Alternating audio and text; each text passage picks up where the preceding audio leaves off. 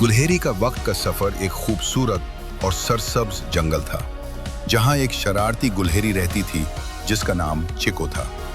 Chico को नई चीजें तलाश करना बहुत पसंद था। एक दिन उसे दरख्त के नीचे एक अजीब सी पुरानी घड़ी मिली। जैसे ही उसने घड़ी को छुआ, अचानक रोशनी फैल गई। चिको खुद को माजी में पाता है जब जंगल बहुत नया और खामोश था। वो हैरान होकर इधर उधर देखता है। चिको ने खेल खेल में एक नन्हा पौधा उखाड़ दिया। अचानक वो वापस अपने वक्त में आ गया, लेकिन अब जंगल बदल चुका था। जहां पहले बड़ा दरख्त था, वहां कुछ भी नहीं था। चिको को अपनी गलती का एहसास हुआ। उसने दोबारा घड़ी इस्तेमाल की और माजी में वापस गया। इस बार उसने पौधे को प्यार से वापस लगा दिया और उसको पानी भी दिया। वो दोबारा हाल में आया।